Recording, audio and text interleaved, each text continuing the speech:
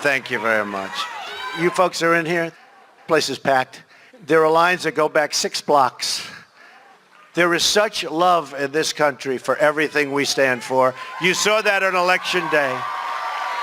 And you're going to see it more and more. So we're all part of this very historic movement, a movement the likes of which, actually, the world has never seen before. Often the move is to say, you're making a comparison to Hitler. It's not a perfect comparison, and therefore, let's throw all of history out. Whereas what I would say is, of course, the comparison's not perfect. No comparison's ever perfect. History doesn't repeat. But history is this huge resource of patterns. It's this huge resource of structures. It's a way to try to get your bearings in a moment like the present one where we're not really sure what's going on. They were one of the greatest liberal democracies in the world. They were the first country to have universal health care for all citizens. They not only invented the printing press, they read more books than any other country, and it was not unusual for each of their cities to have a dozen daily newspapers, a robust free press. And they made the best movies.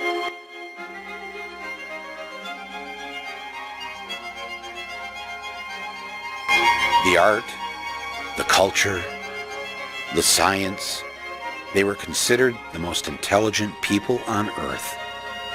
In November of 1932, they elected an immigrant, an Austrian, to be their leader.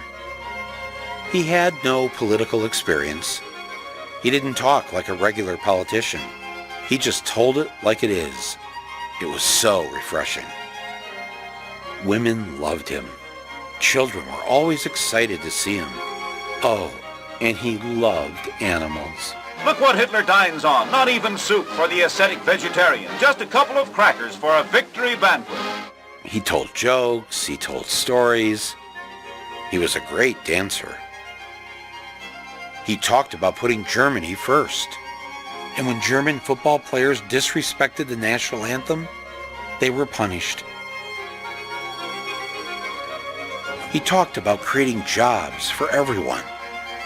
He built roads and infrastructure and camps.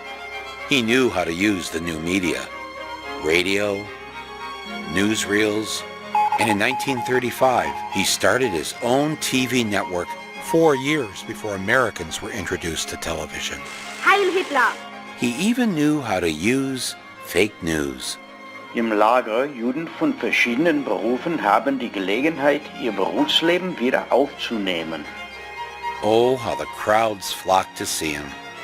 But his Nazi party only won 32% of the seats in parliament, which the Germans called the Reichstag. The popular vote was won by Germany's left liberal parties. Hitler wanted more. A few weeks after his inauguration, there was a terrorist incident. Somebody set the German parliament building, the Reichstag, on fire. Many believed it was the Nazis who did it in order to create a national emergency. But Hitler blamed the Communists. The Communist Party was banned, and their seats in parliament taken away. The liberals were vanquished, and the public supported Adolf Hitler, taking complete control.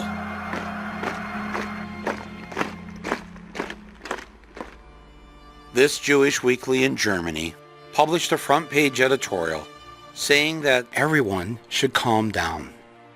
Now that the Nazis are in power, we don't believe that Herr Hitler and his friends will do all the things that they promised. They won't suddenly take away the constitutional rights of German Jews.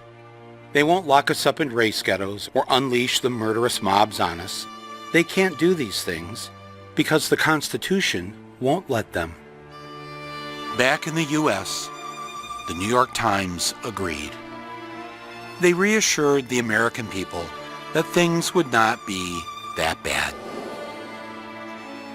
They even wrote flattering articles and said that Hitler's anti-Semitism was not so genuine or violent as it sounded, and he was merely using anti-Semitism as a bait to catch followers. When you track how people first reacted to Hitler and Mussolini, they said, oh, he's just insane. Or the classic thing is that the elite party, in this case, the GOP, we're going to invite him into power, and then we're going to control him. How am I doing? Am I doing okay? I'm president. Hey, I'm president. Can you believe it, right? Over and over in history, what has happened is that these people get invited in, they get legitimized, and then they take over the show. There is no Republican Party. There's a Trump Party. At 12:05 p.m. on January 20th, 2017, just minutes after being sworn in as president, So help me God. Trump filed the paperwork for the Trump 2020 re-election campaign. Within days, he went right back to holding rallies Keep America great! Exclamation point. and campaigning for an 8-year presidency. Unless they give me an extension for the presidency. These are what I call trial balloons. You throw out an idea that previously was unthinkable. 4 years, 8 years, or as you know, FDR, in one case, 16 years. Should we go back to 16 years? Should we do that? Congressman, can we have that extended? Unthinkable in democracy or unthinkable for human rights reasons. Xi is a great gentleman. He's now president for life. President for life. No, he's great. Hey, look, he was able to do that. I think it's great. Maybe we'll have to give that a shot someday. They float these ideas, they get them out there, and then the press does its job for him. President Trump offering his congratulations to Turkey's President Erdogan for winning a referendum that grants him sweeping new powers. Picks them up, amplifies them, circulates, and then it becomes a thing. You know, the last time I jokingly said that, 16 years, the papers started saying, he's got despotic tendencies. Now, I'm not looking to do it. Unless you want to do it, that's okay. And it becomes part of the discourse. Half of all Republicans in a poll said they would agree to postpone the 2020 election if President Trump asked them to. 52% of Republicans would support postponing the 2020 election if Trump proposed it. And he hasn't even proposed it. People do think, well, we have this democracy. We've had it for over 200 years. It's not going anywhere. But it's so bogus. That's just not true, Michael. We've had a democracy since circa 1970. I mean, if black people can't vote, it's not really democracy. If women can't vote, it's not really democracy. Democracy, I mean, I love the fact that I live in a country which is more democratic than others. But I will say that democracy in America is an aspiration. It's somewhere we've got to get. I mean, when only half the population is voting, when there's unlimited money in politics, we're not there yet. Over 1 million new jobs. Companies investing billions in America. Stock market reaching all-time record highs. Our country strong again. Never in American history has a president kept more of his promises in his first 2 years in office. Not the promises he made to the voters, but the promises he made to his fellow billionaires in the ruling class. A record tax cut for the rich passed.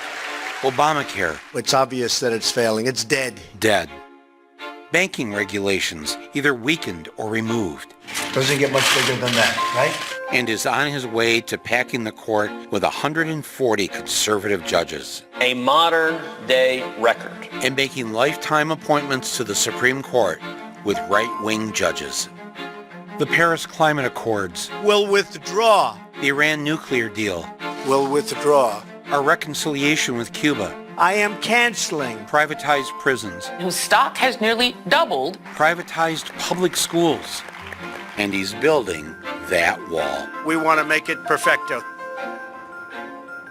We shall establish, beyond the realm of doubt, facts which, before the dark decade of the Third Reich, would have seemed incredible.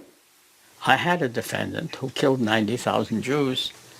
And I asked him, why did you do that? And he said, Hitler knew more than I did, and he told me the Jews were planning to attack as a matter of self-defense, to defend ourselves against that attack. Now, that was the same argument being made by the President of the United States. What Trump is doing. We're doing something for which I hanged this man. You can roughly locate any community in the world, somewhere along a scale running all the way from democracy to despotism. I hated watching this stuff in civics class, but boy, do I miss it now. When a competent observer looks for signs of despotism in a community, he looks beyond fine words and noble phrases. As a community moves towards despotism, common courtesy is withheld from large groups of people on account of their race. You're a fucking piece of shit, you fucking spit. Nasty fucking nigger. Are you a citizen? Yes, I am a citizen. Are you a United States citizen? Can you please get away from me? Then you should not be Can wearing you that. please get away from me? I hate you fucking trans fuck. Excuse me. One more time, motherfucker. You should get in that fucking Jewish oven and die like your head. Fuck you and you nigger fucking people. Okay? Get the fuck out of my country. Or because they don't like a man's religion. Is there a Muslim problem in the world? Absolutely. Christianity is under tremendous siege. It's death by a million cuts. We are getting less and less and less powerful in terms of a religion and in terms of a force. If a community's middle-income groups grow smaller, the likelihood of despotism is increased. I make $7.30 an hour. I only get 17 hours a week. It's shit. Everything around here is. Mr. President! Mr. President! And when citizens have to accept what they're told.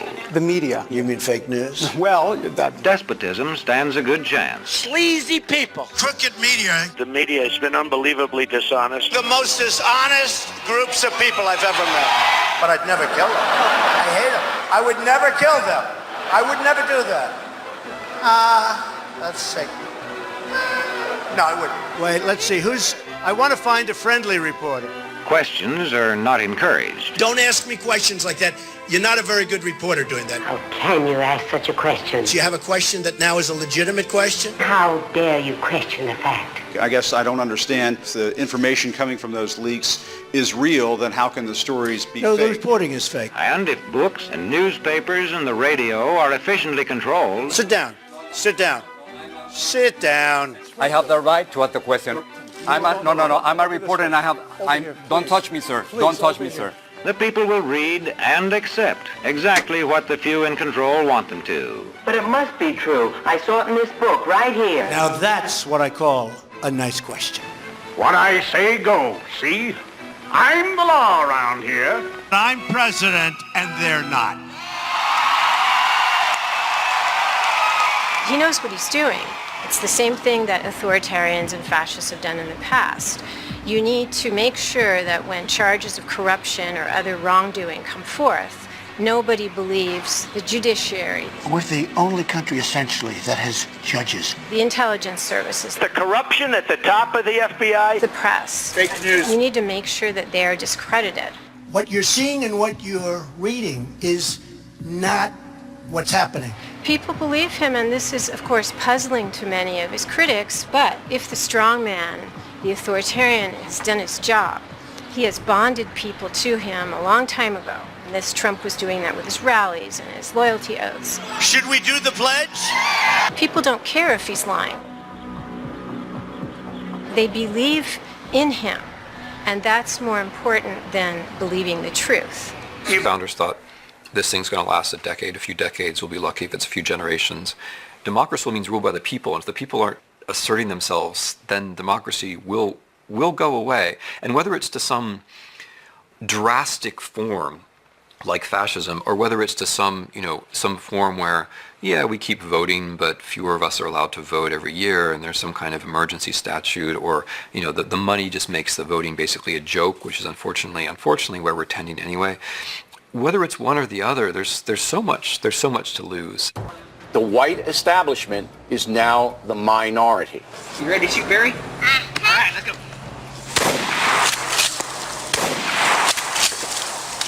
He's bleeding now, isn't he? Susan Sontag, she said, we're just one 9/11 away from losing our democracy. Yeah, I mean, I may be a bit more pessimistic. I think we're 0 9/11s away. We have to think, we have to reflect, we have to think these are the kinds of things which happen in history. Let's not trade the real freedom for fake safety. When there is a terrorist attack, the thing we have to mobilize for is not safety, but freedom.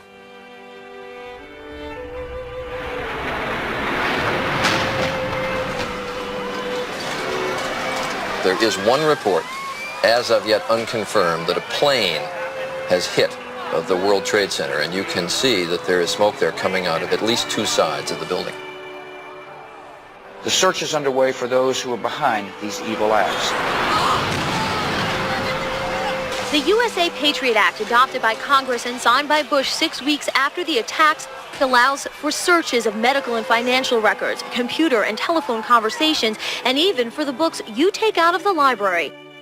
Most of the people we spoke to say they're willing to give up some liberties to fight terrorism. Either you are with us, or you are with the terrorists.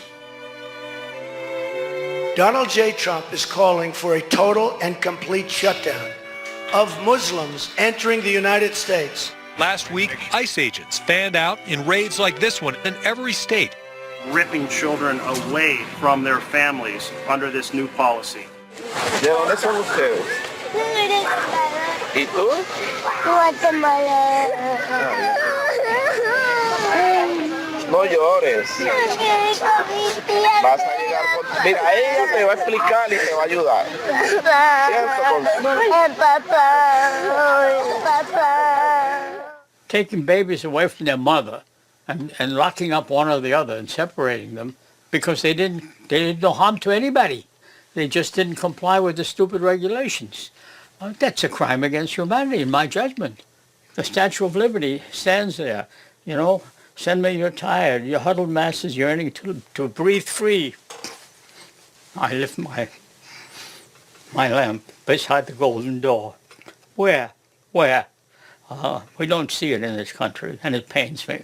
And that's the world in which we live.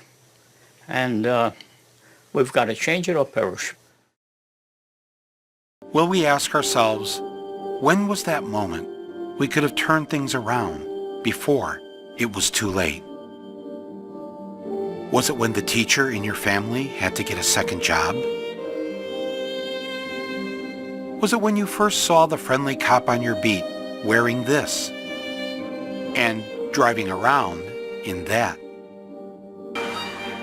Was it when you realized that we do indeed love our guns more than we love our kids? And that if this is the America we're trying to save, maybe we need to ask ourselves, why? Why save this America? The America I want to save is the America we've never had. It didn't need to end up like this. And it still doesn't.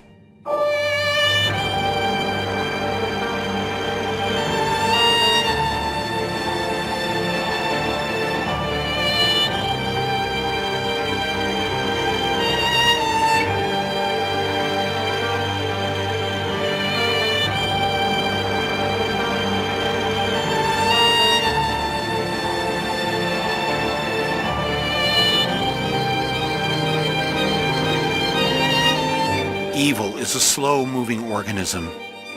By the time it coalesces into one giant terror, it is too late. We had spent too much time trying to comfort ourselves with the belief that the Constitution would save us. Elections would save us. The special prosecutor would save us. Impeachment would save us. We kept hoping, but it was that hope that killed us. Hope was wishful and passive and comforting. We didn't need comfort. We needed action. And sometimes I guess it takes a Donald Trump to make us wake up and realize that what we need to do is to acknowledge that we have to get rid of the whole rotten system that gave us Trump. And to realize that now, right now, our time is up We need to act immediately.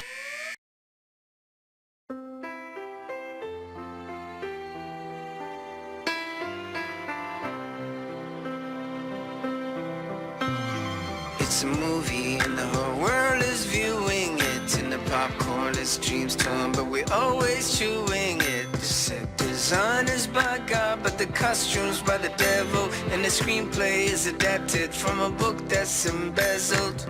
This is where I grew up, this is where I grew proud. This is where neighbors never say music is too loud. This is where the streets have no name, but they have history. This is loss as victory. Oh, my name, it ain't nothing. My age, it means less. The country I come from could be like the rest. I was taught and brought up there, laws to abide, and the land that I live in has God on its side. I had an undying wish to keep from dying. I had an untimely hitch keep me from climbing, but I climbed the hitch itself and I tried flying. I had an uprising in my soul. The left was fighting the right, and the right was fighting the light, and the light was blind in the night, and the night woke up in tears. When my fingers went to wipe them, they became a poem, but to write them, they would have to speak tears in another language that would take years. Now as I'm leaving, I'm weary as hell. The confusion I'm feeling, ain't no tongue can tell. The words fill my head and fall to the floor. If God's on your side, then would you ever need war?